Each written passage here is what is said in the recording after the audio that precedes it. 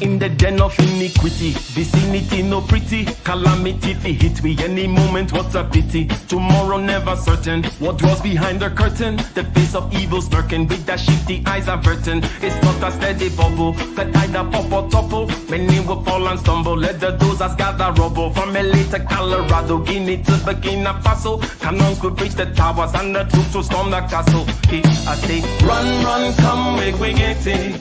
Because the peace that is bestowed upon the meek is overrated. So run, come, make we get it. Calling all your daughters and your sons, we come forget it. I say, run, come, make we get it. Because the peace that is bestowed upon the meek is overrated. Lord, run, come, make we get it. Calling all your daughters and your sons, we come forget it. With the rubble steady rising, and hearts are compromising. Convictions here are stifling, making evil appetizing. The fists are steady forming, and countenance is falling. Defenses are withdrawing, possibilities are falling. In these your circumstances, evil will make advances. Pick up your sword and lances, and be sure to take your stances. Victory is never promised, the battle is upon us. Gather the brave and honest, and the righteous in your corners.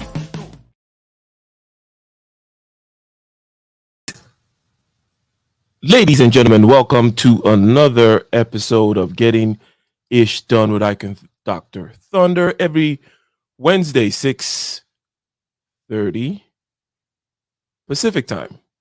That'll be 9:30 p.m. Eastern Standard Time every Wednesday, ladies and gentlemen.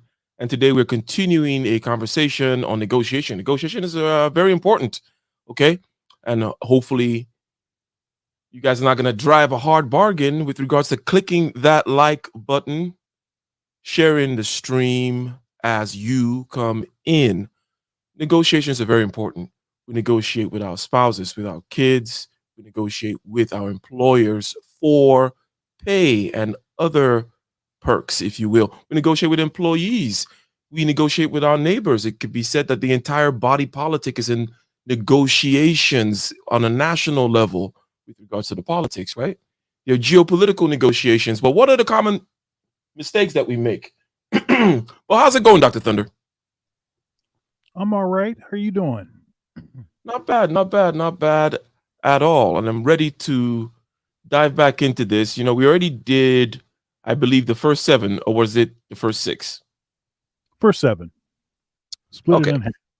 So we did the first, did the first 7 already. And I think that an important aspect of the last show, okay, this is a 2-parter. The first part was on Dr. Thunder's channel. Go ahead and check it out, where we covered the first 7 points of a 14-point list of common errors. And I think some important things from the first 7 are about knowledge, not allowing your emotions get in the way of things. In other words, rationality, staying cool, calm, collected, not misinterpreting what the other person's position actually is, doing your research, knowing the people whom are actual decision makers as opposed to the people whom are quote unquote the champions and whatnot. More or less, that's kind of what you gathered from the first part with regards to the kinds of mistakes that we make, the things that we need to pay attention to when doing negotiations. Or was there something else? Am I missing something? A highlight, if you will? No, one of the things I liked that he that sort of nuance on what was it? What am I saying? Leverage. That nuance on leverage where he's talking about making sure that you're with the, that you're even negotiating with the right person. Make sure that the person that that has championed you or whatever is a person that can actually make some deals. So I thought that was a good point. Indeed, sir. Okay, so let's try to get to if I walk away and when not to. Oops. So let's just let this one play through to 8. And it costs me a lot of hours, okay? From experience, you'll generally make this thing tighter where you'll be able to save more money, make more money, and save more time and make more time to do other things. Or you're into it, you may not like somebody, or you may not like something that was said, but that doesn't mean you're business with them. Until it a little bit more, then some could happen. There's sometimes passion is important. Listen, I want to do this deal, but I'm not going to do it based on these guidelines. If you have something better, honestly, go. I'm just here waiting. If you want to do something like this, I'm open. Then we came back 2 months later and we ended up doing a deal because we were patient about it. So you need to know your position where you're at with that. Number 8, too extreme, too soft, too hard. You push too hard, you're too soft. If you're too soft, you're showing a weak position. Maybe your product's not as good. If you're too hard, maybe the other person says this person's going to be difficult to do business with. You got to kind of figure out a way to be balanced with them while you're dealing with them. Number 9, understanding the personality. So number 8 was a quick one, apparently. You there, Dr. Thunder? Yeah, I'm here. Not too hard, not too soft. It's kind of general. It's not really deep information there. It's pretty surface level. But perhaps what he's hinting at is knowing a little bit about your tone and how you come across, and perhaps measuring your aggressiveness versus sort of being passive, like where should you be with a particular client. And it seems like that sort of ties into the next thing he's about to say about knowing their personality type, because that's gonna kind of tell you where you what is likely going to work and what won't work.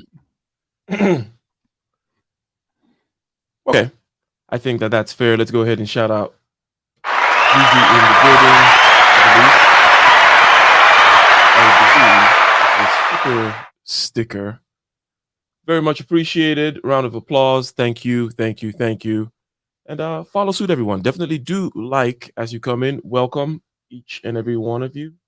Shout out from, is that North Central? But anyways, yes, let's continue. I think that thing about, as you mentioned, yes, it is a general thing. The golden mean, right?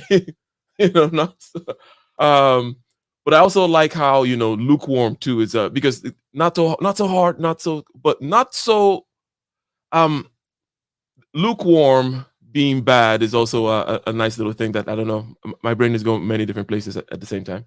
But you know what I'm saying, Dr. Thunder. Let's keep on playing this here to knowing their personality. Be balanced with them while you're dealing with them. Number 9, understanding the personality. I was doing a negotiation with this one guy. He's a $100 million guy 2 weeks ago. And we're on a call. He interrupts me 3 times on a call. Now, I don't mind it, but he interrupts me 3 times. So when he interrupted me 3 times, I interrupted him and I said, listen, I just hope you understand this. I have 0 problem if you interrupt me, okay? But I hope you also don't have a problem if I interrupt you. He says, I have no problem with that. Our relationship was so good because we both understood what level we're comfortable with, and the negotiation went well. There are people that will not even interrupt you till you're done with your sentence, and then you got to know they're expecting the same thing in return. So sometimes you got to read personalities when you're negotiating on where they're at. Okay, so this one is an obvious one where you basically, know the person. It harkens back to a point you made earlier about doing your research. So you do the research, and then you also know that the right person is or that you're negotiating with the right person, as you pointed out earlier. But this whole personality thing comes up in workplaces recently, or lately, I would say, where people do personality tests to figure out what their coworkers are, or at least what their work personality is, right? Is that something does that happen in academia? Are they making you guys do that stuff, or does that come up in a seminar somewhere or something like that? Not so much. Not so much. I've had a number of church gigs where I was getting a W2 from church, so it was a position, not just sort of freelance. And in that capacity, it has often been the case that they wanted you to take some kind of personality profile or whatever, and it was part of the whole team building thing, which I think is good stuff. And I think a lot of at least medium to large size churches and mega churches actually tend to do a pretty good job with sort of trying to figure out what people's personalities. Nice. So you've had a good experience with regards to these particular tools and their measurements and stuff, and what they measure, and you think they get a good general read, and people are able to use it. Not just you, but others it seems to work for social harmony and whatnot. Well, that's, I think, maybe where the usefulness of it maybe ends. Because I never noticed that there was any particular follow through with, okay, now you found out this information. Now, how's that going to actually impact, your experience in the office, or the way that we experience you, or the way I don't know, maybe perhaps the manager or the pastor or whoever your supervisor was, maybe they were, it made them aware, and then maybe they dealt with you differently or something, but I never noticed anything like that. Okay. So I think it's good information to collect if you're going to actually use it for something. Now, exactly. I did want to point out something, because what it is that he's saying here is quite a bit less sophisticated and deep than what it is that we're suggesting. I think we can go there's a huge room that we could, that this sort of opens the door to, that he wasn't necessarily interested in what's in that room. So like stuff like personality profiles, stuff like, are they introverts, extroverts? What kind of introvert are they? I mean, you can get really. He didn't even do it with regards to negotiation. All right, itself, like, he didn't even talk about the relevant aspect. Anyways, go ahead. And but I think that the point that he was making was actually a very good point, and though it seemed to be surface, I think I think it's actually important. So his point was, he made this simple thing about interrupting, and it wasn't just about what it was, because interrupting is a pretty regular thing that happens in conversation. It's very regular. Okay. So it wasn't just about what it was that he chose, but it was having the sort of, having your wits about you enough so that you even think to stop the conversation and say, hey, I'm good with you interrupting me. I want to make sure that we're both good with that, and we understand that in a flow of a conversation, this may happen. Because it is true that some folks get really, really annoyed when you do that. And as the conversation gets more tense, they'll be less forgiving with respect to cutting them off. So it's about establishing these ground rules, right? That is his point, using that example of interrupting each other. It was the fact that they were able to say, hey, wow, he was like, oh, we got along. They understood each other in a very important aspect of, at least their conversational styles, blah, blah, blah, right? And so to this point about the negotiation that he's having, let's say, with this guy, and the type of buttons that he has, the type of levers that he has with regards to closing the person, to make it simple. Let's just say closing, right? To make it simple, right? Not, all negotiations are not about, quote unquote, closing a deal. But in order to close somebody, with the basic premise, if we take the premise as true that buying is an emotional thing, not a quote unquote logical thing, that even a thinker buys from a place of emotion, from a place of feeling, from a place of value, right? Nothing profound there, from that same place that doesn't get you stuck on analysis paralysis when trying to select toothpaste. You go from a place of value for some kind of reason, quote unquote reasons, but that are not rational. So in that sense, all I'm trying to say is the particular emotional type of style of somebody, which are not too many, and I'm just talking about from mammal to mammal. You don't even have to be like someone who has, read all those books about those personality types that you mentioned earlier, Dr. Thunder, right? But just understanding that emotionally is how people are going to make buying decisions, if they are indeed the decision maker, right?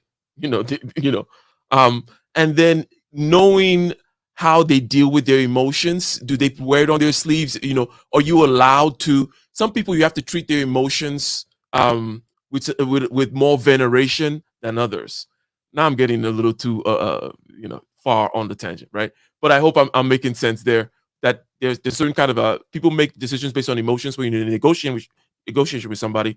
Understand this fact and understand that there's a spectrum of emotional valence, and that's going to be very important to how you sway these people to your side. Being able to read that well, right? Reading the room, as easy as that, basically, right? But anyways, ladies and gentlemen, let us continue here. I think he's moving on to number 10. Some people are more sensitive than others. When you're dealing with more sensitive people, if you still want the deal to get done, you got to be able to read that other human being better. Number 10, letting people know how you do business. I told this guy, Mario reminded me this yesterday, 2 days ago. He says, you probably said this line hundreds of times in meetings. I'll sit with somebody I'm doing business with, and I want a long-term relationship with them. I'll tell them, I said, listen, I'm not looking for one-night stands. I'm done with one-night stands. I'm looking for marriage. If you want to marry me, why don't we start dating? And then from there, possibly we'll put a ring on each other. And then one day we'll get married. But I'm looking for a marriage, not a one-night stand. What are you looking for? I also want a marriage. Well, why don't we start solving around this on how we can make this relationship last a long time? So you make millions, we make millions. Are you okay with that? Yes. So explain to people how you do business with people. Number 11. Go ahead, Dr. Thunder. Does anything come to mind other than the fact that this is a repeat of something else? Go ahead. Yeah, it's somewhat of a repeat, but it's also a good point, though.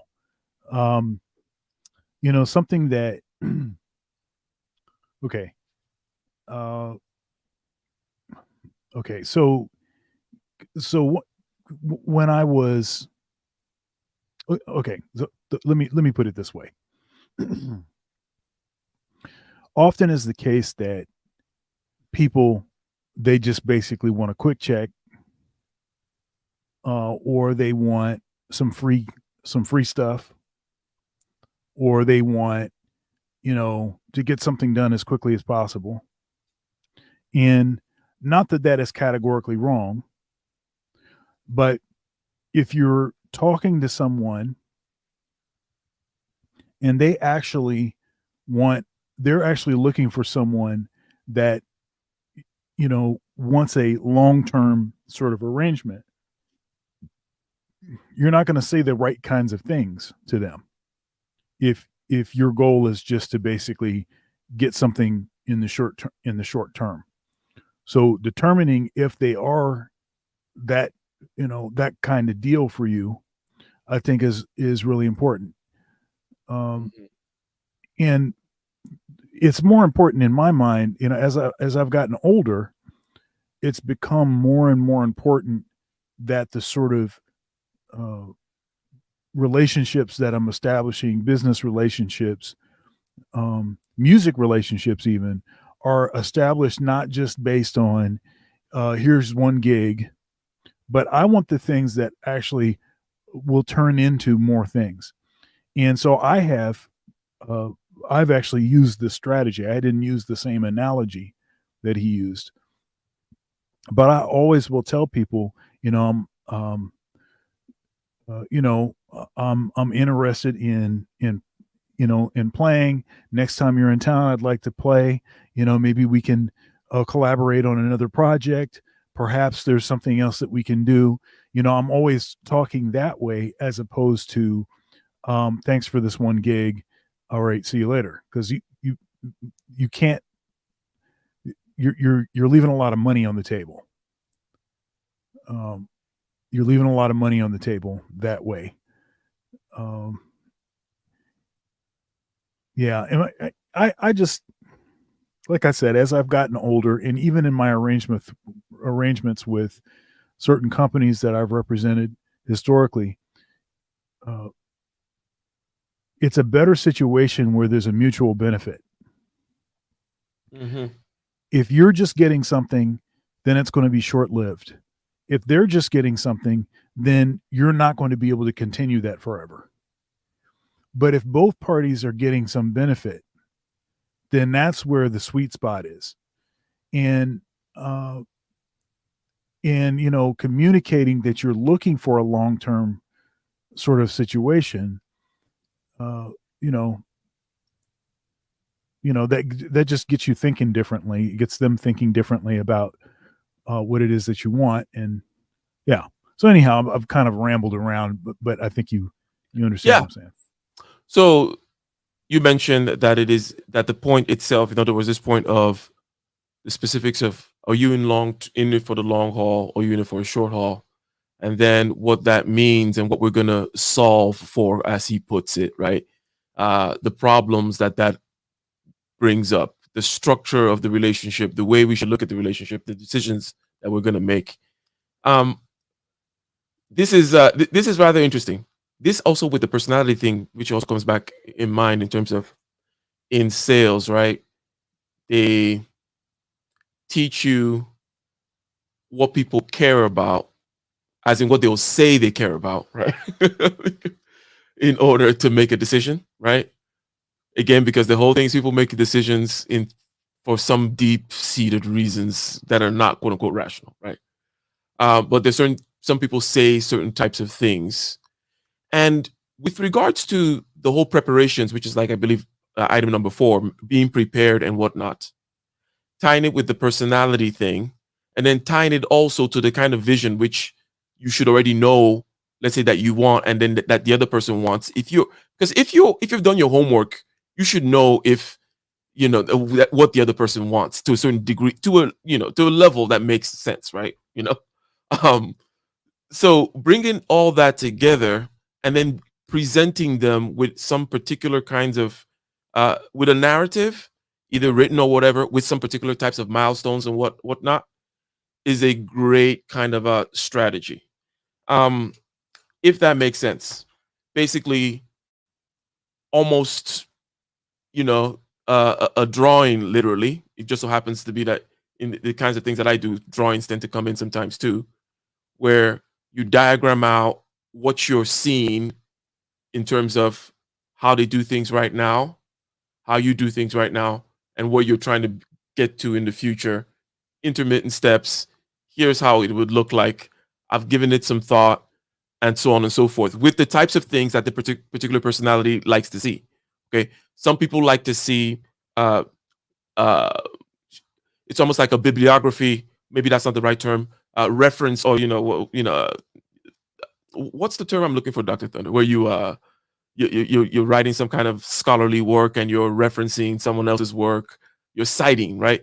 Some people love to see "quote unquote" certain type of paperwork and citations, which is almost like, to other people, it's like, this doesn't prove anything, right? This is just, but if you give them, if citations is what they want, you present that to them. If something else about like some kind of promise or more like a touchy-feely thing is what they want, you present that to them. But anyways, now I've rambled on. Let us continue. Caring too much. This kind of goes a little bit into the emotion side. When you carry too much about the deal because you have it personal, many times the deal may not get done just because you care way too much about the deal. 12, focusing only on the money. I think this is, yeah, right. Don't be simping for the deal, right? You got to have masculine frame. You and the way that you develop that frame in ice water in your veins is because you've approached 100 other deals. And you know what? I mean, tongue in cheek and everything. It's great. I mean, I see you on stage right now in some multi-level marketing seminar. Getting the crowd pumped up. But I'm sorry about the point. About this point about not caring too much, right? Is there anything that you wanted to add other than, because it's a profound point, right? We know how deep that whole thing goes about about and the whole contradiction of how when you don't care is when somehow you get it. You know, that that little okey doke. There's a Well, book. other There's than a that, book. what do you want to say? Go ahead. There's a book called, what is it? The Art of Not Giving an F or something. Yeah, the art, You know this book? yes, the art of not giving up. Yes. Yeah. This is it's a bit of a psychological trick. See, I think that if you care too much, it can come across as that you're desperate, right? Like you need this to happen right now. Like if you don't pay me now, then I can't eat today. You know, it comes off like that. And so, Just to be certain or to be clear, which part of that is off-putting? It's obviously the last part, right? That if I don't get this, then I mean, I guess it's implied in the definition of the word desperate, right? But the aspect of lack of either mastery or something, right? Or mastery over a particular, even yourself, even is what is off-putting about being desperate, right? Yeah. Let me tie this to something that that we know happens. See, how am I gonna go here? So like it's like 80% of the time, if so, for instance, so say you're married, 80% of the time, if the woman loses like 100 pounds, loses like a significant amount of weight, she's going to divorce her husband. Matter of fact, this is such a widely known factoid that counseling often is offered for people that are going to do bariatric surgery. They tell them, look, one thing that you should know is you do this thing, and this could actually screw everybody's up, because now, and the reason that this is the case is because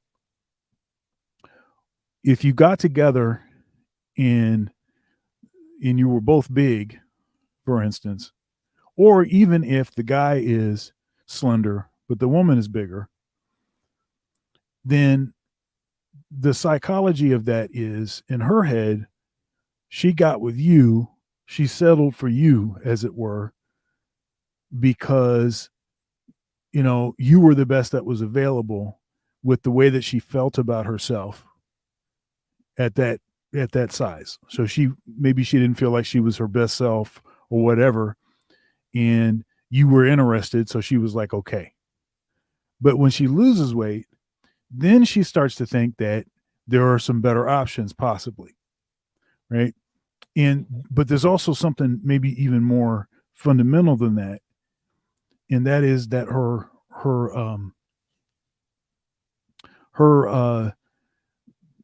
there's like this thing where, how could you want to be with me when I was that size? Something must be wrong with you.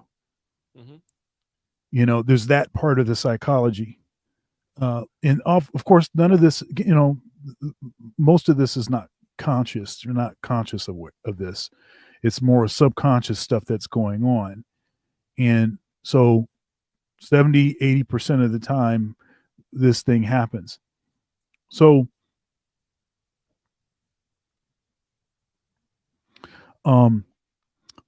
rewind to the last point again.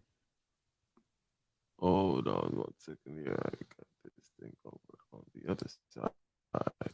Sorry. Stance. What are you looking for? I also want a marriage. Well, why? So you make millions, love it. Caring too much. This kind of goes All right. a little bit into the emotion. Okay, there we go. That's good. About the deal. Desperation. Yeah. So there's a desperation. There's a sense of valuation that that both parties have, and if one party seems like they're desperate, or they seem like they're overvaluing the other party, then it's never go- then it's not gonna work, because that sort of insecurity, the insecurity translates like, why don't you think you're good enough for this deal? Why do you think that well, first of all, are you lying to me? Are you lying to me about what it is that you actually bring to the table? Do you not believe that what it is that you bring to the table is particularly valuable? You know, that's that's sort of the that's sort of the deal there. And so you have to be careful to not appear that you're too eager. So being too eager is like, it's like the guy that this is the only girl he can get, so he takes her. And even if that was not the case, maybe he loves her for her. Maybe he likes her personality. Maybe there's a bunch of things about her that he couldn't find in other women, right? But none of that matters, because from her perspective, she can only see it from a sort of position of insecurity, and then now she thinks she can do better. So that was around the horn, but that was around the horn, but that, you get it. Shout out to the best over there. Thank you very much, guys. Over in Empire, dropping the shillings, asking where the super chats are at. Yes, indeed. So, from the point that you mentioned, the unconscious aspect of this thing, I was going to interject about the universality of it as well. In other words, it's not some kind of a thing where, oh, you see, other people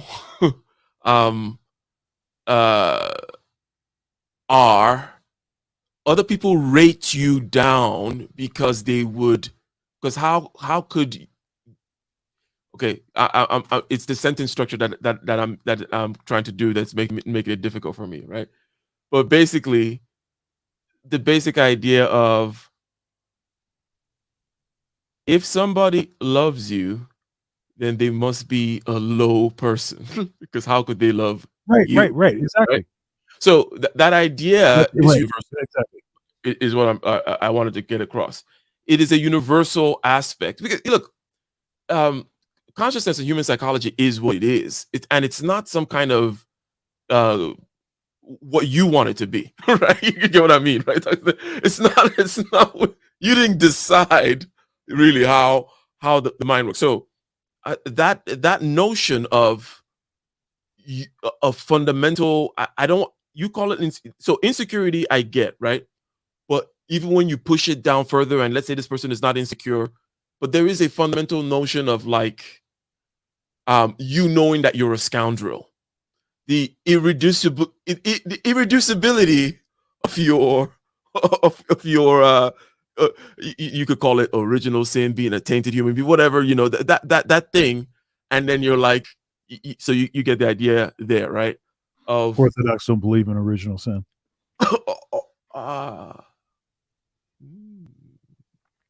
Okay, so, but we all somehow think we're scoundrels, don't we? Or we know. In other words, we know we're sinners. And yeah, it's kind of a fine point. That original sin thing is kind of a fine point, because we still say that for all have sinned, for the sort of natural state of things is to sin, but we don't take the step to say that there's like it theoretically would be possible for someone to live sinless. It's Gotcha. just Okay, yeah, not, I it's not got it. possible. It's just Yeah, not yeah, possible. I like I like that. I like that. Yeah. So as abstruse, as weird as it sounds, this particular thing goes all the way down. In other words, even and if Friedrich Nietzsche wrote, there's a particular passage he wrote on this, by the way, about how But in other words, if the person is actually observant, in other words, if you, Dr. Thunder, are being honest, it's when you see that, right, in you, right? So it's almost like it's not a quality of someone whom is, so it's an unconscious thing and it's present there. But even if you're conscious, you turn around and you still see it there. And if you, and it goes all the way down, you keep on still kind of seeing that thing. It's let's see here. Am I on the right spot, or maybe I could just continue? Ladies and gentlemen, go ahead, click that like button. We are talking about the common mistakes. I think we're over at number 12 now when negotiating. Shout out to Kaizorin again.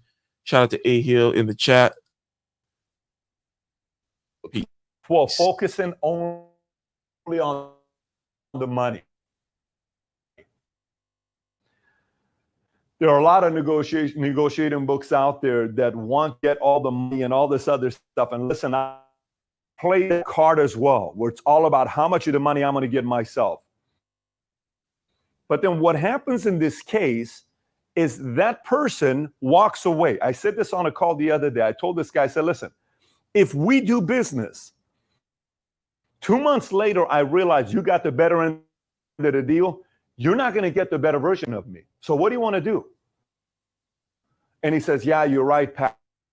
That kind of does make sense. Well, what can we do for you not to feel that way? I said, this is my number. And he says, well, that's kind of fair. I said, well, I want to be to me. There are many aspects to the deal. There's always the money. And even when it comes to the money, there's the money and then there's the terms, right? There's this joke that this particular guy makes where it says, you name the amount as long as I get to name the terms, right? So, and the obvious joke is, well, you tell me, $100 million. And it's okay, well, cool. Then I'll pay you in 1,000,000 years, right? That kind of thing, in terms of those are terms, right? So terms are also quite important. And how do you want to feel, going back to the whole point of, am I doing this for the long term or for the short term?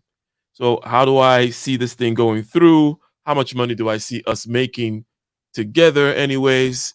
And for the long haul. And when I start going down this path, I recall something that you often bring up regarding, undercutting people with price, right? Because I was getting to a point where I was going to mention, okay, maybe I'm not getting, maybe I don't get a lot of money from you up front, but later on, we can adjust because I'm looking at this thing as a long-term thing. And that doesn't mean you're trying to undercut somebody in order to steal a deal or something like that. But sometimes, especially when you're in the service world, you don't necessarily know how to price your services. You try to standardize as much as possible, but there's always, and by the way, in the service world, that strange thing happens where I'm selling a course. I'm not a course seller, but let's say I was selling a course to an individual, it's $59.99 for the whole package. But if I'm selling it to a corporation, it's tens of thousands of dollars, and then $12.99 a month for each, blah blah blah. And it's essentially the same course, right?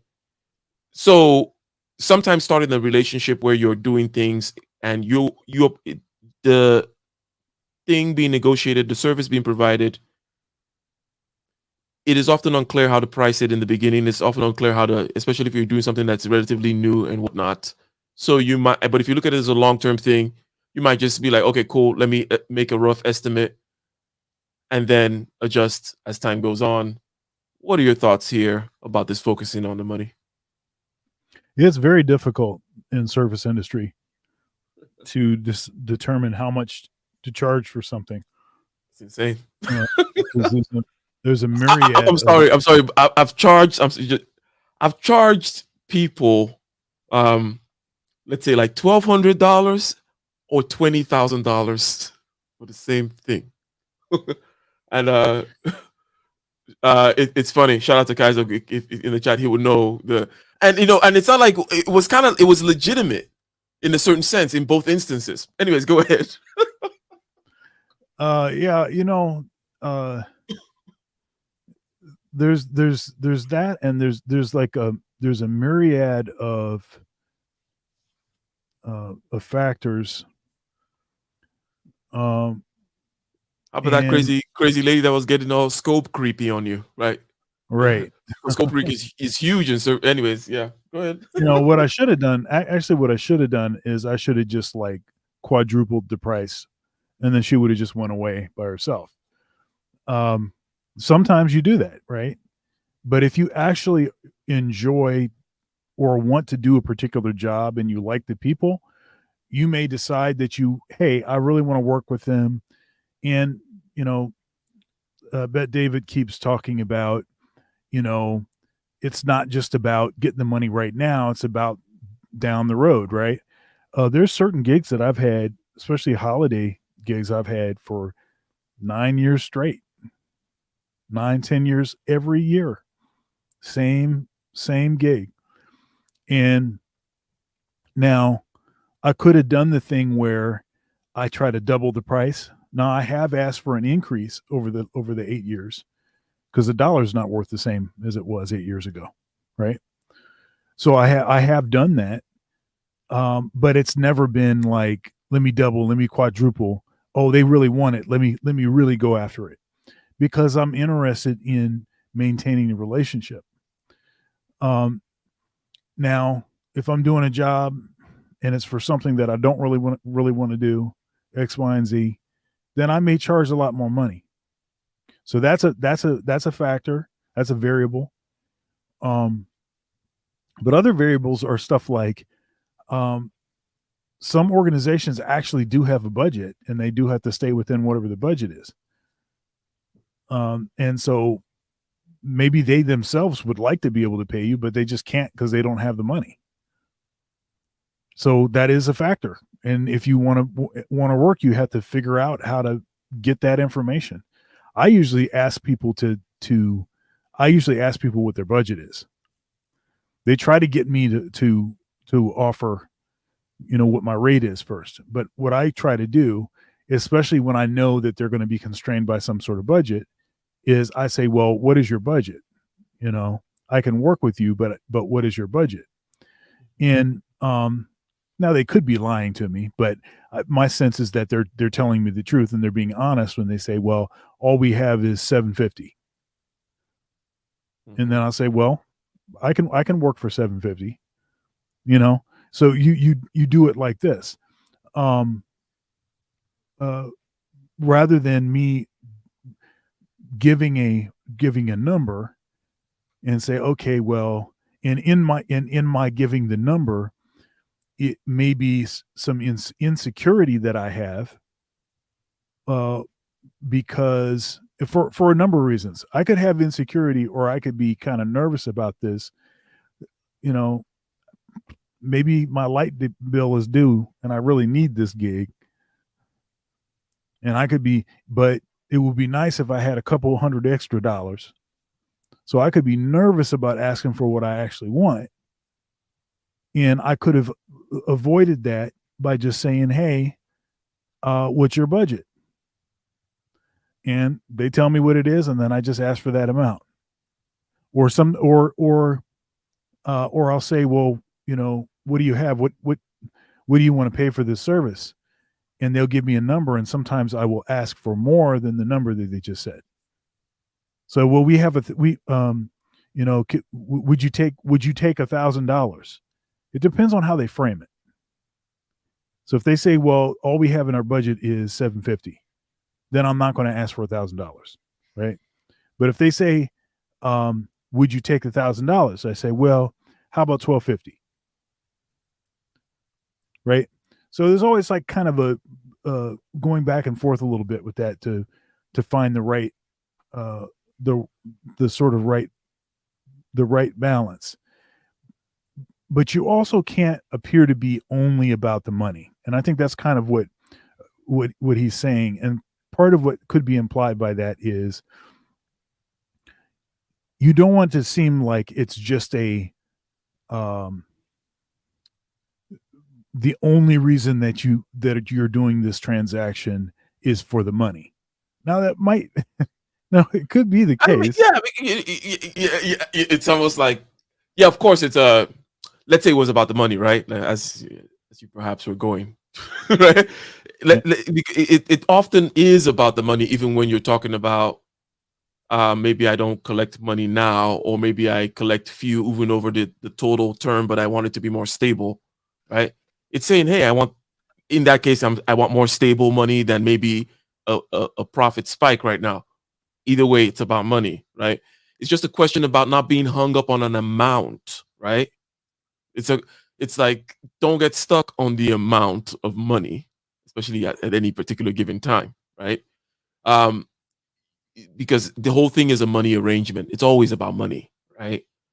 So let's say, for example, I'm getting a client, and typically in my world, if I'm working with a business, I'm in the B2B world, business to business. Within these businesses that I work in, they're individuals that have the capacity to make the decision to get my services. And these are separate individuals. In other words, it's not from a corporation level down. It's from the project executive level down, right? So you have this project person who is responsible for building X types of water treatment facilities over here. And then they decide, okay, who am I going to use for this? Who am I going to use for that, right? So when you get access to the first project manager or project executive within a particular company that you're trying to get into, right? Yes, you might have to simp. You might have to bend over backwards. You might want, in other words, hey, just because you're looking at the bigger picture, because the obvious deal is when you get one project manager, you do a good job, they recommend you to the next, and you get to the bigger blah, blah, blah, right? So the different people who are making the decisions we get regarding doing business with you, individuals allowed to go with different service providers, right? So, and you're trying to infiltrate a large organization, you might not want to think about the money that you're getting in the initial deal in terms of the amount. However, in the long run, it's about the massive pile of money you're going to get. Right, Hey, hold up. I just want to make sure that I'm hearing you right. Are you saying that it's okay to simp as long as she looks good enough? Is that what you just said, Ike? You're okay. saying simping is okay. There you go. There you go. As long as she's a dime. So it's okay to simp over somewhere else where because you're not simping for. No, hold up. Now I have to ask you this question then. Follow-up question. If it's okay to simp for a dime, would you simp for a 9? What is that? Now we're rapping. Now, wait a minute. How about we go down the slippery slope? Now hold up. An 8 is still that's still a baddie. An 8 is still a baddie. So will you simp for an 8? With regards to things that you really want, like this company, oh yes, you do what you got to do. Oh man. But man, all the way down to an adjustable 6. All the way down to an adjustable 6 is still simpable. All the way down to an adjustable 6. But below that you have a very principled, hard and fast rule about no simping. Yeah, all of a sudden there are all these rules, there's ethics, there's morality, there's like a whole bookshelf's worth of words and shit. You're very principled about how it's not right. You're very you're exercising your options or whatever. And your SMV.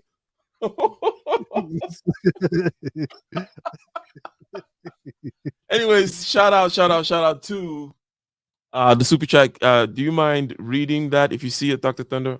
Sure. Yeah. Is there a best way to negotiate a pay increase?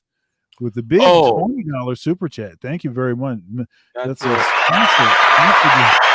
Pampered the game. That's great. 100%. So the best way to negotiate most things that like a pay increase, unfortunately, and I don't want to. Okay, what I mean is you want to set the table early, right? So what do I mean by that? You're in a particular position. You just got into the position. Okay, you know that you're going to be getting the pay. You wanting the pay raise, or you're at the situation now where you want a pay raise. You have to know that okay, cool. It's a kind of a long-term game, as in you're going to need to set the table and give it some time for them to see what what your vision is, so that they can give you what you're asking for. What do I mean by that? You come to a company or you come to a particular position and you tell them, here's where I would like to be. Okay. Here's the value that I would like to be bringing. Have something that is quantifiable. Either you're really close to the money, as I advise people to do, such as you're in sales and you can directly say, hey, this is the money. This is what I'm going to be bringing in. I guarantee you. And these are the deals I'm going to close. But here are the perks and the percentages that I want. I don't want to change it to this, and I don't want to cap on this one, and blah, blah, blah, right? Okay. If you're not in that kind of a position, find a way to quantify directly in terms that this particular person cares about. So if the CEO of the company, yes, they care about the money that you're bringing in. If it's like your boss is just someone else that cares about another particular metric that makes him look good, find a way to tie your productivity or what you're selling to that, right? Like, hey, here's what I would like to be. Here's the amount of blah blah blah that I get, I would like to get to, and I would like to handle X and X such an account and improve such and such in such a way. And what would it take, right, for you guys in order to reconsider my pay, right? What number, what does this have to go up to? So you're kind of like saying, okay, dragging them into, and sorry for being, long-winded on this particular point here, but you're dragging them into a game. So you've laid down the parameters. You said, hey, these are the parameters that are pertinent to my job and that you are concerned about, Mr. Manager, or whomever I'm negotiating with, right? Here are the parameters that you care about, the stats that you care about vis-a-vis my job and my productivity, right? Whether it's dollars that you're bringing in or accounts that you're doing, whatever it is that you're doing, right? Now, which particular numbers do you care the most about, and where does it have to go, in order for us to renegotiate this salary, which I just say, yes, I'll gladly take right now. But for us to revisit this, where does this number have to go, right? Now, the person might be scared to hop in that game with you, but once they hop in that game, I hope you understand that that's a good place to be in. If that makes sense, Dr. Thunder. I don't know what you got to say. Yeah, no, I think that makes sense. So a pay increase. So a pay increase often is not really about quantifiables, right? So go and figure out how much somebody's making at another job another business doing the same job that you do, another company, doing the same job that you do. It's not necessarily about that. That probably could be part of the conversation if necessary, but it's probably not that.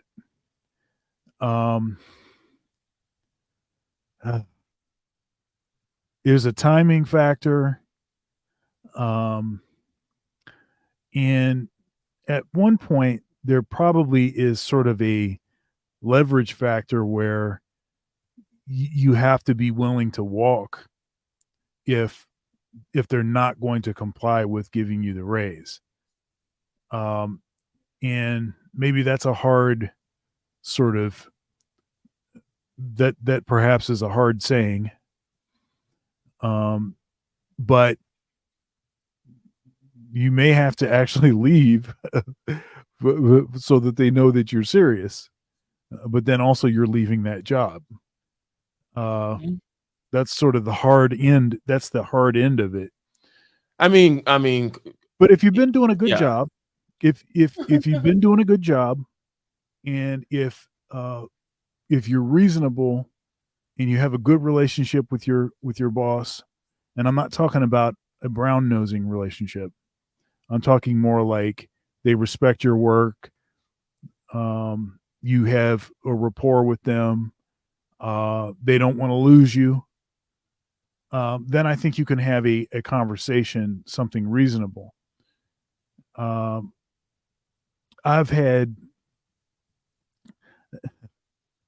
and sometimes it can take a long time. I have, and I don't like having to go and ask for raises and stuff, because it seems like an insult. It's like an insult to me. It's not just that you're not paying me enough. It's that you don't know that you should be taking the first step in rectifying this issue. But I had to kind of get over that and be like, okay, well, maybe they just don't know. They're managing a lot of other people. They're trying to make the budget. They're responsible for making sure all these other people get paid too. Maybe they're just not thinking about it. And so then, I started sort of putting a bug in the ear, and I would just say, frankly, look, for what it is that I'm doing, this is what this is worth. This is what you're paying me. You're paying me half of what I should be paying, or you're paying me only 75% of what I should be making, and maybe they don't fix it by coming all the way up to that additional amount, but maybe they can give you something. And you could even approach it from a sort of, depending on the relationship you have with them, you could approach it from the sort of, hey, I understand that we're kind of in a funky economy right now, or whatever. And so I just want to let you know that, I'm looking for a pay raise at some time in the next, few months, perhaps when the company's in a shape where they can do that. I just want to put that in your ear. I mean, that could actually be effective, and they may actually reward you for that. Being patient, but also being willing to be assertive, because you're not just saying you're going to stick around forever but you're also being reasonable. With regards to leaving too, what you said earlier about leaving. Yes. Did you see what, hold up. Did you see what D said? Put D's comment up.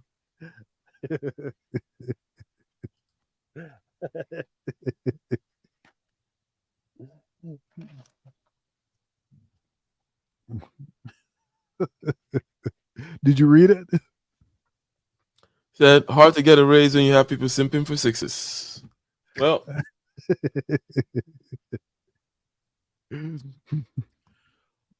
on the point about leaving, and while, yes, I 100% agree that the fact that you need to have that leverage and willingness to leave, it's also empirically true that people increase their pay when they hop from place to place, as opposed to staying in one place and getting the regular raises, right?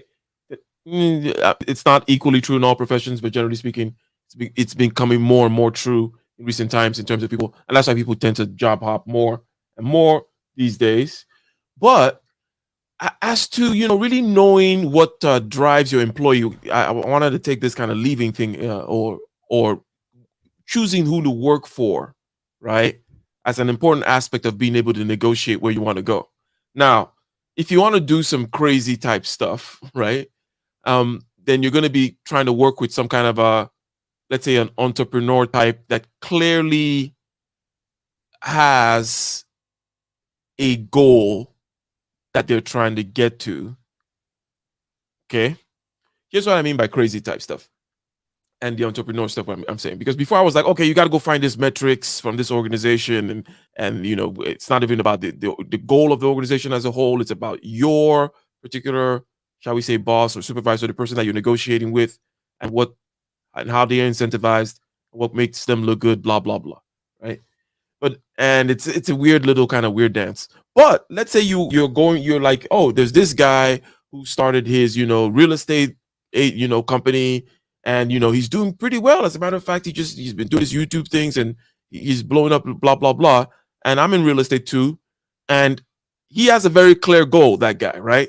Such that you can go to him, and it's going to be an easier conversation, if this makes sense, Dr. Thunder. If you go to this person whom is an entrepreneur, whom is building, whom is going places, whose goals are clearly written on their sleeves, and say, hey, here's how I can get you closer to that.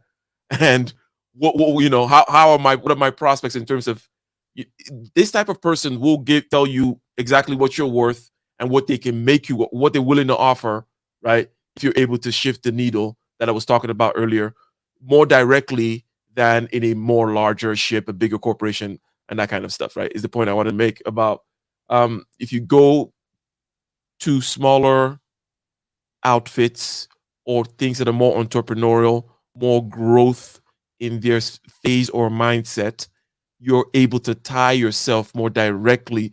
I mean, that's why the early employees of Facebook are billionaires, right? It's the same kind of whole thing, right? Where you can really get in, put whatever the freaking thing that's coming to mind now, whether 10 toes down or put your, pedal to the metal or your balls to the wall or whatever down for the cause, and put your chips in, and you can really cash in, or you can actually negotiate, because you're not going to negotiate with Mark Zuckerberg for any percentage of his company today. But hey, the first employees of Facebook did. Literally. I mean, it was the guy that painted a mural, got some ridiculous amount of shares at Facebook. That's what that was his. Anyways, I don't know if you had any comment on that, but let me keep going, Dr. Thunder, or we can keep going.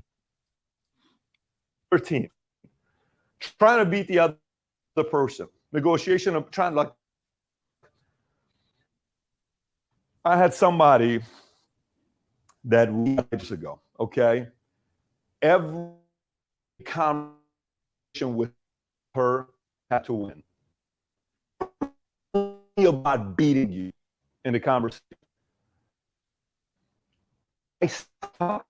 I'm just sitting there talking about. What conversation do you want to win? Do you want to win another one? Keep.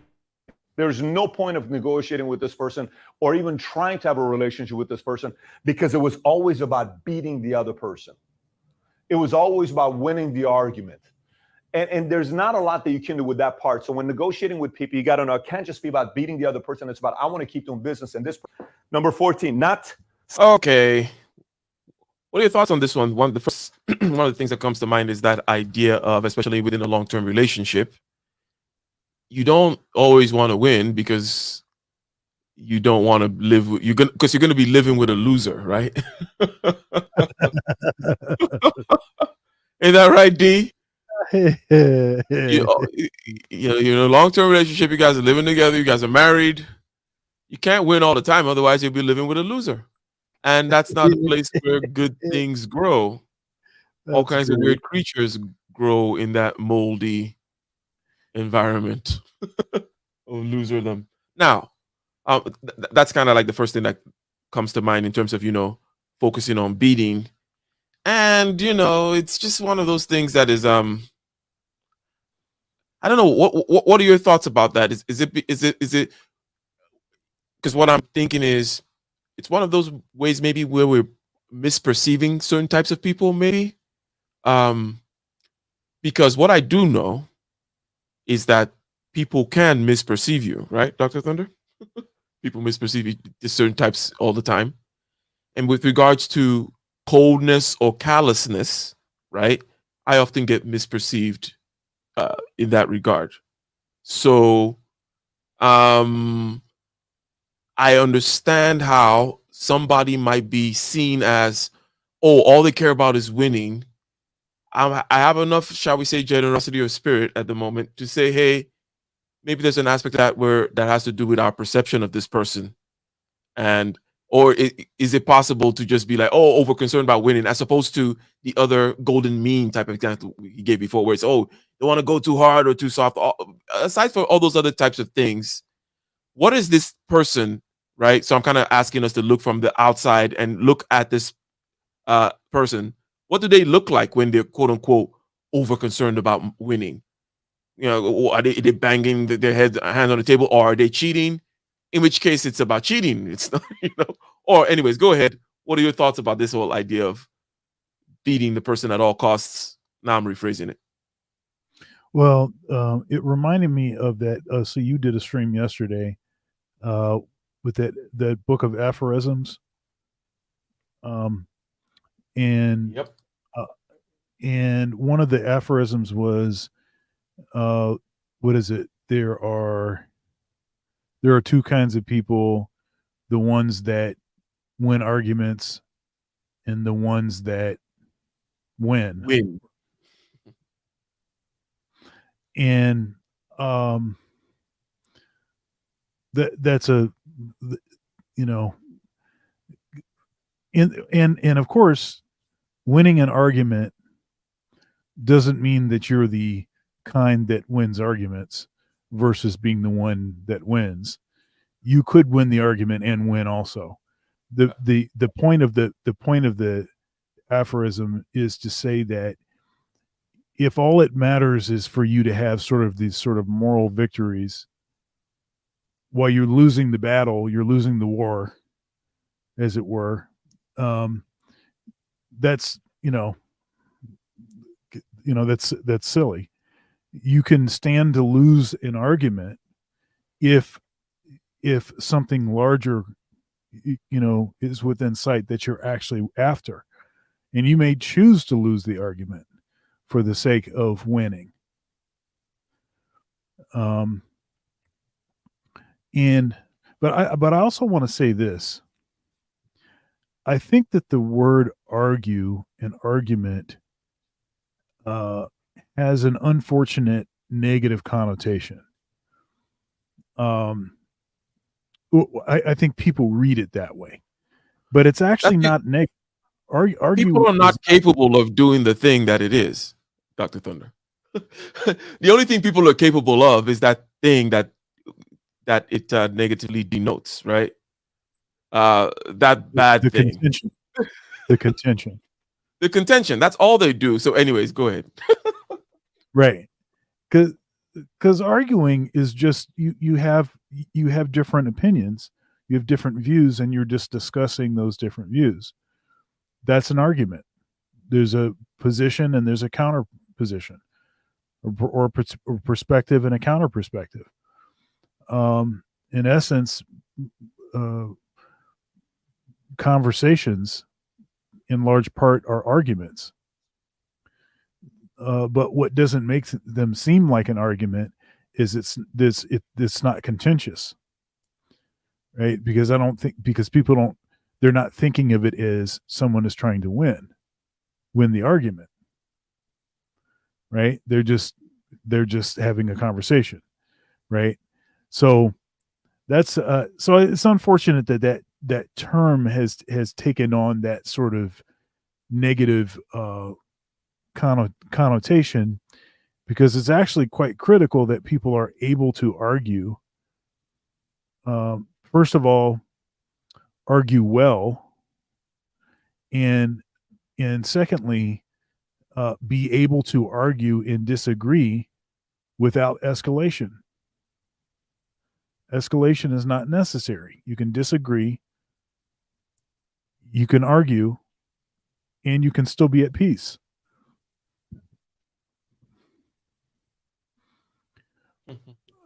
Yeah. Yes, indeed. Yeah. So can't be overly concerned about the need to be right. But so that person, though, I don't think you, unless I missed it, this person that is other than the path that you took it there, is it possible that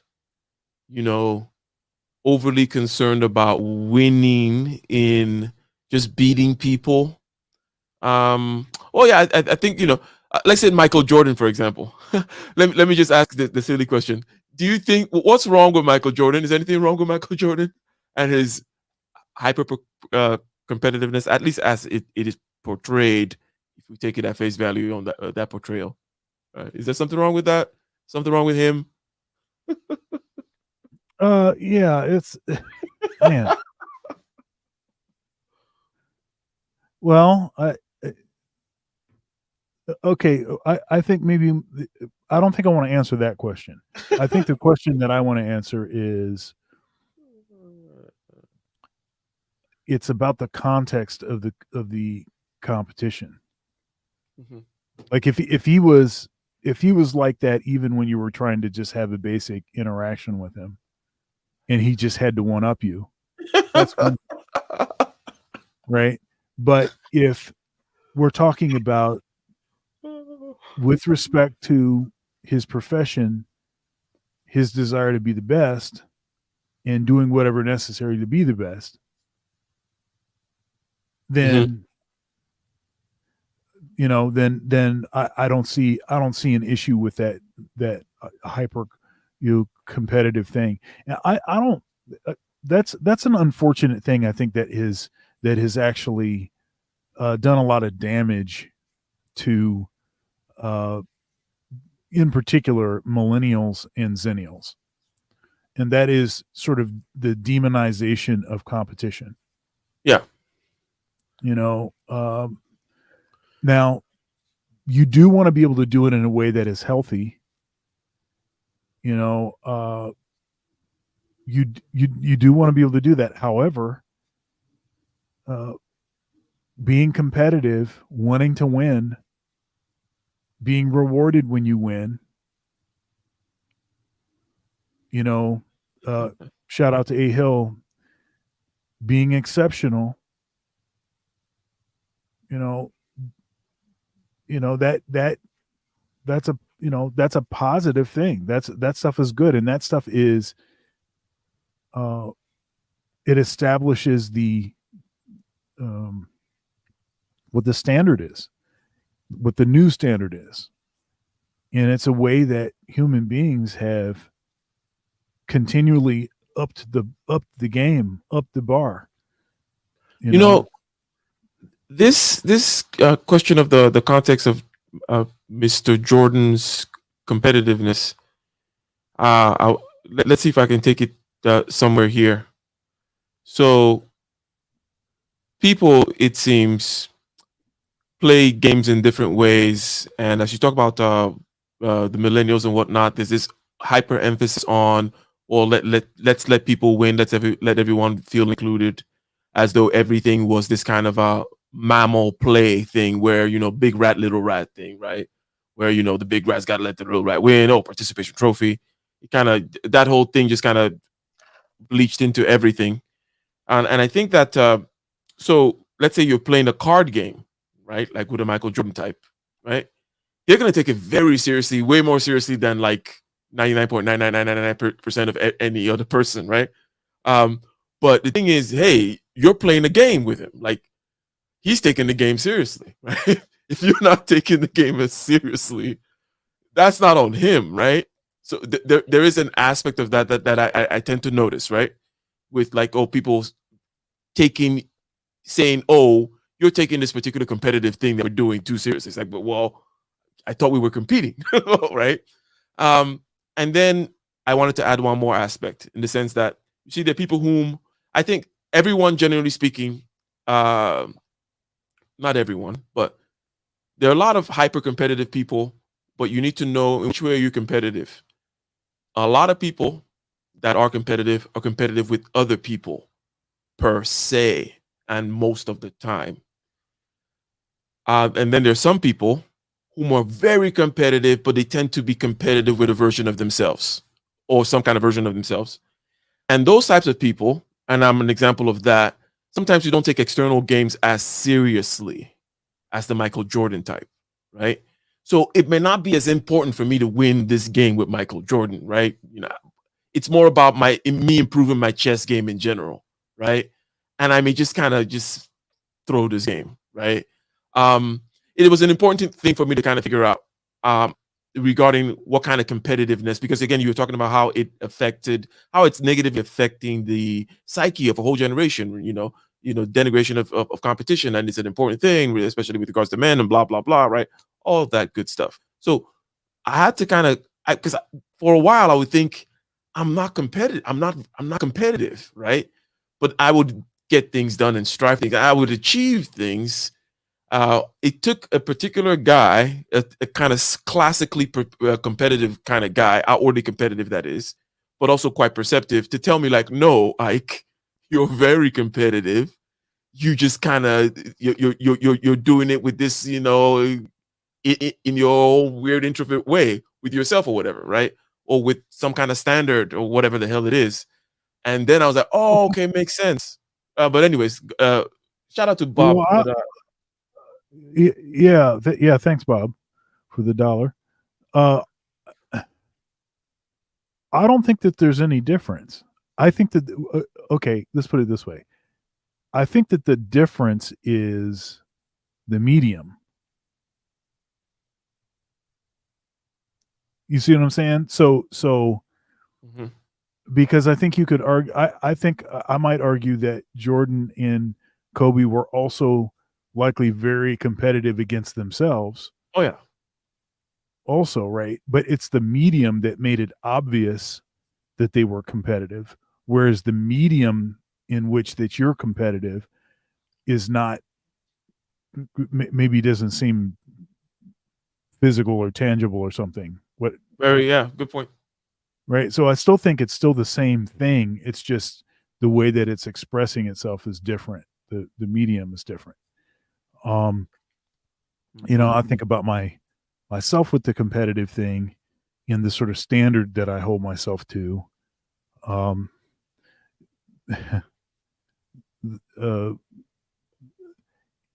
When I was young, let's see here. And this is interesting because most of this was not really against anybody else. This was all internal, but it probably seemed to other people that I was competitive against other people. But when I was in first grade, I played in the 6th grade band. And when I was in 2nd grade, I played in the 8th grade band, first chair. 3rd grade, I was in the high school band. And in 12th grade, I played in the choirs of heaven. Oh, I'm sorry, go ahead. Oh, yeah, right. That's right. You're just tracking. You're right. You're taking those 2 points I made, and you're tracking what the trajectory would have been. Is on the train. No, anyhow. But my point is that I got like that not because I was trying to really compete against anyone else. It was really more like, where do I want to be? What do I want to be able to accomplish? I want to be able to play this piece of music. I want to be able to do something today that I couldn't, I'm sorry. I want to be able to do something today that I couldn't do yesterday. That kind of continuous improvement, that pressing, that whole thing. And so I'm sure that to other folks, it may have seemed like I was very competitive against other people in a band environment where you have chairs and you only have a certain number of chairs in a band. Mm-hmm. And if you don't, you got to put up or shut up. And it's a competition in that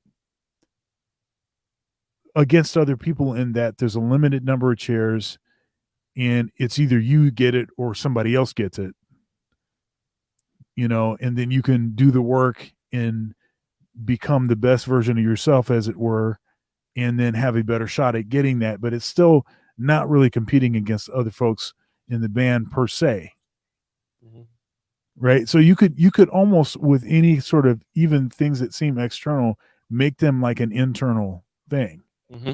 And I actually think that those are the most competitive people, because the standard is so high, because it's not based on anything that's already been demonstrated.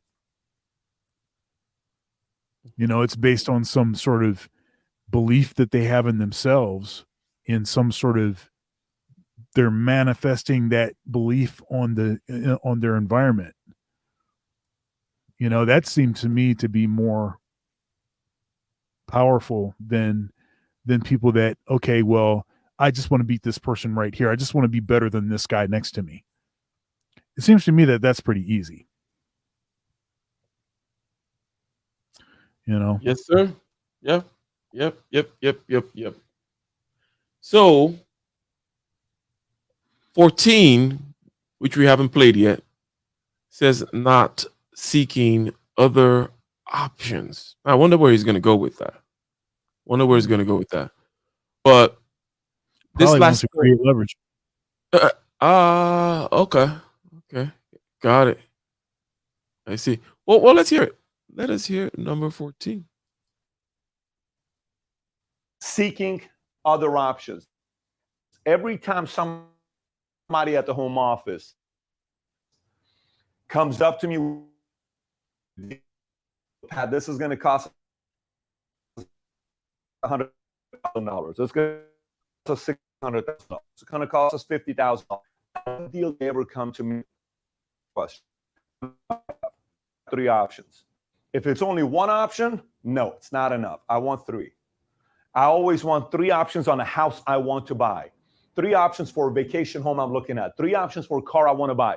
3 options for technology we want to do. 3 options for a person we want to hire. 3 options for somebody we're bringing in. As everything is about 3 options. For through 3, say this is one, go with not these 1 options. When you let that so there's a bonus one. I didn't realize, but the options one is something that I've learned to implement and learn to use the expertise of other people to help implement.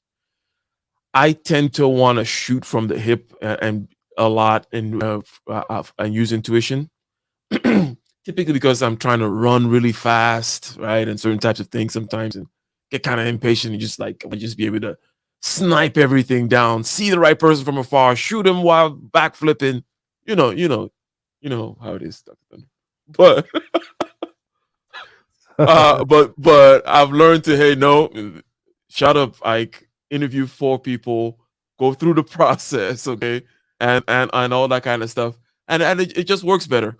And I mentioned using other people's expertise because it's not necessarily setting up things like that and going through that kind of a process is not my thing. But hence the importance of having either tools, whether it's ChatGPT or employees or associates, that cover for or make up for these valuable things that you lack or are not as sharp in. But what are your thoughts about the whole leverage thing, which you predicted by seeking these 3 options at least? Yeah, I mean, what is it? You got to spin plates, right?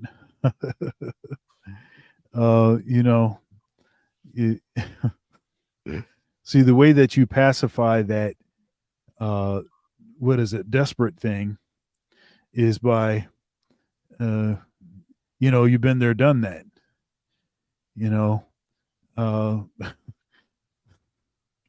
So here, so part of me. Okay, so I'm kind of heckling some of the game tactics, some of the game coaches suggest, or the PUA guys suggest, cold approach. You gotta, 100, get you 100 approaches under your belt, and then if you really want somebody, really you want to have 2 or 3 others in the wings, so that you don't appear to be desperate, right? Because if they say no, you just go somewhere else. Or it's like the thing where you want to date, so you book 3 dates, right? You set up 3 dates with 3 different women on the same day at the same time, right? So that way, since apparently they're very flaky these days, at least you'll get one to show up. It's kind of like it's that kind of thing. So I kind of look at that with a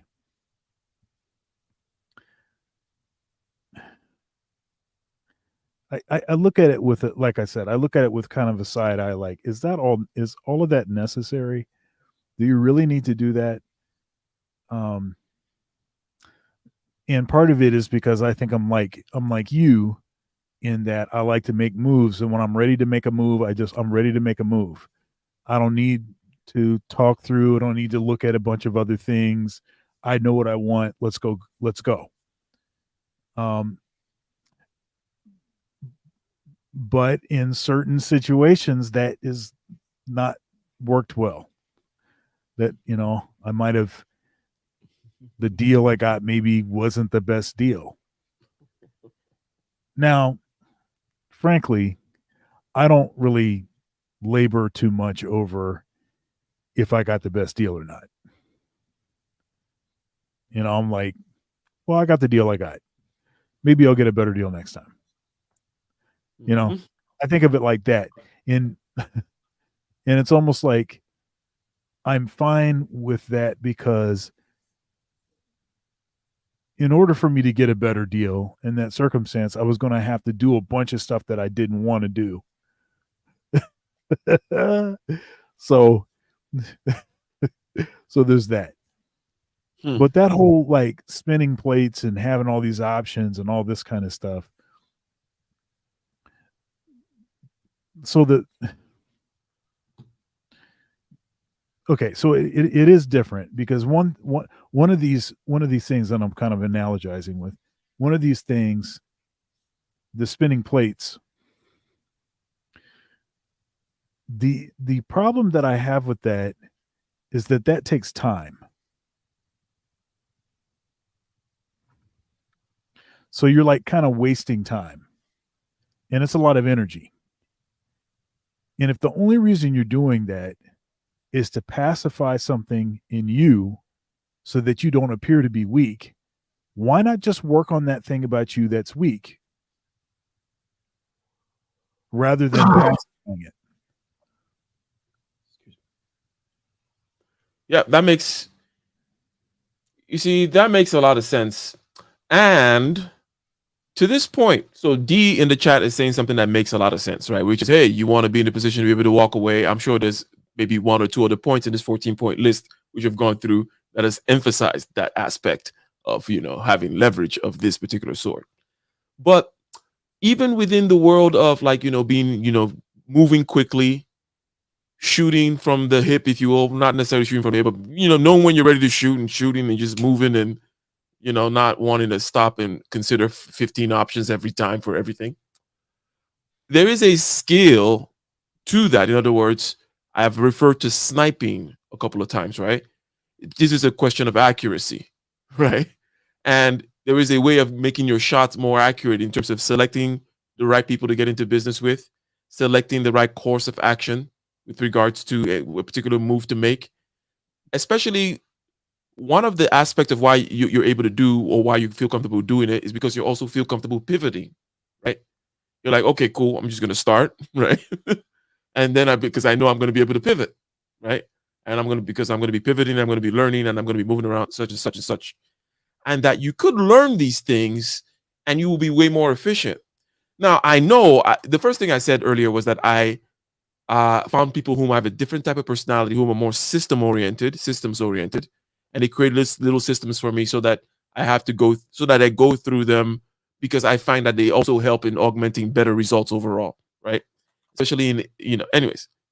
But if I were to make an argument from my perspective, my personality's point of view, if you will, I would be saying, look, hone these particular skills of being able to snipe and pivot, and you'll be able to move so much faster and so much more efficient, right, Dr. Thunder? But I don't know if you had anything else to add before we do the bonus point. Yeah, no, I mean that but just underlining this point I made again about if you're spinning plates in doing things to pacify, why not just address the issue? Then if you conquer whatever that issue is, whatever that deficiency is, then you'll never have to waste time pacifying it anymore. And it seems to me that there's like a massive amount of time that's being wasted just for the sake of trying to create a sense of abundance by, doing a bunch of stuff. Now, with respect to what he's talking about as far as having options, part of why you do that is because you're trying to figure out what the market value is of whatever it is that you're in the market for. So, yeah. Anyhow. And it's interesting, right? I mean, in the previous point, just to highlight again the reason why I brought up asking you whether or not this idea of somebody who wants to win is a projection, or is at least we should look at it, just kind of consider whether we're misunderstanding this person.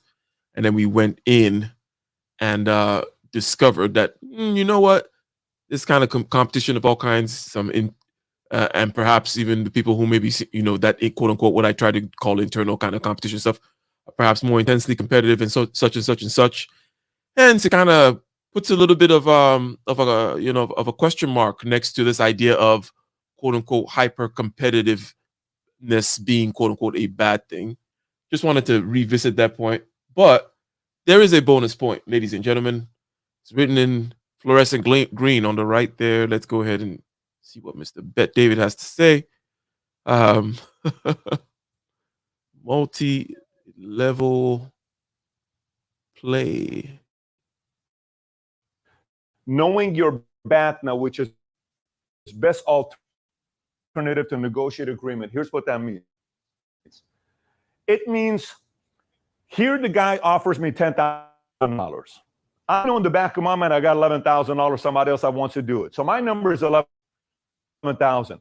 He has above 11,000 for me to do business with them. In the back of my mind, BATNA is $11,100. I'm walking away because I got a $11,000 deal. So I know my conversation it's not a big challenge, because if it doesn't happen, I got $11K waiting for me. In any year, always the more clear you are with your BATNA, it gives you best alternative, right? Which is a direct connection from you have to have options in order for that to, or you might just have a number in your head, right, that you've created based on your evaluation of what you think it's worth, right? Even though he used an actual offer example. But what are your ideas? What do you think here about this final bonus point, the BATNA, which ties to the leverage, which ties to the option and whatnot? Yeah, I mean, I think that's good. I mean, I don't have anything. I don't have anything against it. A bird in the hand. It's almost like you already have the bird in the hand, and you're going for bonus. Let me see if, because I have this bird in the hand, I can get this other thing. People do that all the time with job offers. Well, I have this job offer in my hand, and I'm going to go over here. I'm going to ask you now for, for this, for what it is that I want from you, and it could be more, whatever. I mean, so yeah, I don't have an issue with it. Back to the super chat question about best way to negotiate for a pay raise, right? Like, you could just go find another job, or go for a couple of interviews and have that one in hand, and you'll figure out a way. Shout out, a comment here is saying something about getting upfront money, paying, deposits and whatnot from people as a way, in consulting being quite important. 100%. There is something, just anecdotal that recently so I find that when you're doing business with larger businesses, everything is always floating, in the sense that it's always 90 freaking days, 45 days to 90 days. Like, no one is getting paid, anytime near when you invoice the stuff, right? And even getting a deposit type payment, okay, is a whole rigmarole between accounts payables and account receivable departments, right? Between both companies, such that I just kind of stopped doing the whole deposit thing. Now I also happen to be lucky enough to know the kind and just be, in fact, it be the case that these are companies that pay, right? They do pay, right? And I do the minimum amount of invoicing in the sense that I just invoice everything once at the end, and they will pay in the regular 90-day whatever. And I have a cadence in terms of whatever it is, cash flow and such, such that you're able to easily sustain yourself over, even if all invoices stop paying, right? You're able to at least go, have your runway. It's a 6-month runway, 18-month runway that you should have, cash for your, your recurring expenses. Yes, you have that in your business, and you're invoicing a certain amount, making sure you're invoicing a certain amount every month so that you can meet that 3-month time period. So once the engine starts going, in other words, once the cadence starts going, then you can kind of eat the fact that these people don't pay on time. But yes, you want to get them to pay upfront, which is something I do. And I do, if I still do some residential type, engineering on the side. Like, so with clients like that, I typically just ask them to pay upfront, because it's not like they have to work with a accounting department and all this kind of stuff. So I'm just like, hey, here's, to start the work in this, all these crazy people in Hollywood or Beverly Hills trying to renovate their houses, doing some crazy stuff, and needing some crazy foundations dug. You ask them up front, 20%. But anyways, a long commentary on that comment there. I do Sir. deposits all the time. I do deposits all the time. Deposit is your contract, right? That's right. Deposit is the contract. And matter of fact, I just took a deposit. I'm actually working on a project for someone right now, and it's basically done, but I haven't sent it to them yet. But I have the deposit. They already sent me the deposit, right? And that's a good way of doing business, especially for like small to medium sized projects. I've got another much bigger project that I'm going to be doing, and it's actually leveraging work that I've already done and reusing work that I've already done, but doing it in a new venue and sort of training other people how to do it. And it's going to be actually it's going to be in it's out west, two locations out west, that I'll be doing these projects in for Black History Month, during Black History Month. But I'm gonna write a new selection also, but there'll also be a deposit associated with that too. That tells me that they're serious, and of course, if they decide to cancel, then I get to keep the deposit. You don't get the deposit back. So that's how that works. You ever catch yourself wishing somebody canceled? No. Well, no, let me take that back. There have been times when I wish somebody would cancel because it started to get hairy or whatever. But yeah. And also I did let's see here. This would have been months ago. I was the MD for a musical production. Was a musical dance kind of production. It was an original work, and I created music for it, and then also did a bunch of editing, and then I ran the sound and the sound effects on the show, and had a band and all that kind of stuff. I took a deposit for that too. Mm-hmm. So that's a pretty standard kind of way that I work. Yeah. Shout out. Indeed. Well, ladies and gentlemen, this has been an exciting two-parter on a very important relevant, pertinent topic. Okay, negotiation. Always negotiating, always manipulating others, aren't we?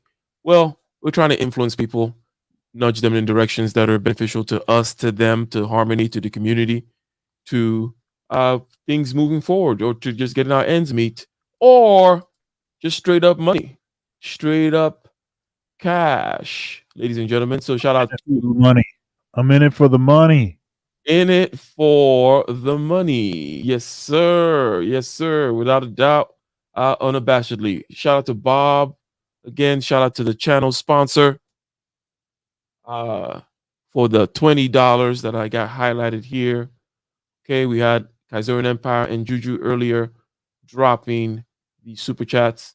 Yes, I think it was a nice 14-point list here by my man Patrick Bet David. It's kind of interesting that there might be a video one day that I think that I might suggest that we kind of review. I don't know if we've actually where it's Patrick Bet David and his multi-level marketing thing. Again, some people feel so overall Dr. Thunder, just a barometer, quick temperature. What do you feel when I say the term multi-level marketing? Oh, what is your pyramid? Okay, so pyramid scheme, negative connotations, right? And your spidey senses, you know, your perks up, and you're like, oh crap. Question number 2: did you ever fall? Did you ever attend an event? You know, fall for? I don't mean actually fall for a pyramid scheme, but actually fall for one of these things where someone invited you to something, and then it took you a while you were there to figure out, oh crap. When I was a young man, yes.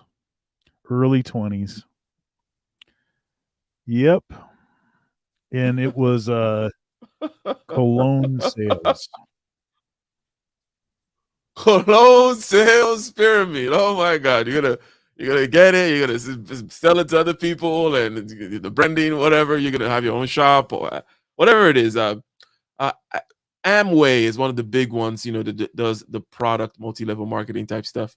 So Patrick Bet David does something, you know, similar in the insurance space. You know, I find it all to be the same thing. In other words, that they're selling a dream, which is like, you know, the percentage of people that win is so tiny that it's like, okay, it's crazy. Obviously, a pyramid, and but his seems cleaner because it's like an insurance thing, and it's about insurance agents, and everyone's a professional, and blah blah blah. You know, and they publish the numbers, which is also kind of funny too. It's like the numbers are there in terms of it's not hidden the percentage of people who actually make the top money, right? But everybody somehow thinks they're gonna be that top. They think they're on their way, right?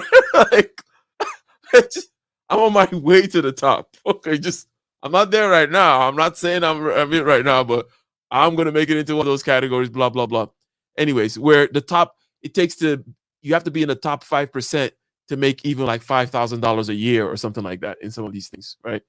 But anyways, I'm getting all caught up in multi-level marketing schemes. But I think that there's a video one of these days that we should kind of review on this multi-level marketing thing, and see if there's any possible pros to it. Or maybe we're recommending that people go form their own multi-level marketing schemes. Dr. Thunder, what's coming up next on the channel with Two Dads React already happened this. No. That's Thursday. Yes. Two Dads React already happened. There've been some hurricanes. There've been some interesting things that have been happening. What are you guys going to cover nationwide and all over the world in Two Dads React? God Rules released recently a video about some weird stuff with Whole Foods and Walmart. So we may piggyback off of that. But he sent me a long message with a lot of options. There's a lot of stuff. It's like there's an unending supply of this weird stuff going on. So it's going to be a fun show. Didn't get to do the show last week, so looking forward to doing it tomorrow. But this the multi-level marketing thing, the pyramid thing, the trick in a pyramid scheme is to be the pimp and not the hoe. Bow, bow, bow. That's the trick. She only want me for my pimp juice. Ooh-wee. And- I think I and got you it also cut don't- loose. Oh, no. And you also don't want to be the trick either. Okay, so you want to be the one that's taking the money, in other words. Oh goodness. Praise the And Lord. you know, a practical way to get into to be that person, by the way, is to get into many multi-level marketing. So what people do, they'll get into many of these things and move people, right? So they have a whole kind of group of people that they're gonna move into their next kind of block or whatever. Interesting, good times. But anyways, ladies and gentlemen, negotiations. Go ahead and check the first out on Dr. Thunder's channel. Next week again, we'll be coming back Wednesday. Okay, 9:30 p.m. Eastern Standard Time for another episode of Getting Ish Done. Case closed on Dr. Thunder's channel this Sunday. Okay, we'll be covering another topical set of events. Something topical over there. Highest level conversations on the most relevant topics. They say that's the word on the street. But That's word until on the next street. Yeah, and make sure That's the word you on the come street. back. Yeah, make sure you come and check me out tomorrow morning and Friday morning. Got 2 more Rolling Thunder episodes for this week. Friday will be a panel show, an open panel show, and tomorrow morning I'm going to be taking a look at this recent table conversation, episode 2, the table episode 2 from Alan Obi. We Need to Talk. I'm going to take a look at that, and that's going to be a good show tomorrow morning. Make sure you check that out. And then, of course, Two Dads React tomorrow night. And yeah, lots of good stuff going on. Make sure you check out Ike's show from yesterday on the aphorisms. Yes, indeed. Check that out. And make sure that you've subscribed and that you join the channel. Like, share, comment, subscribe. Become a channel member. Become a channel member. All right. That's our time. Peace.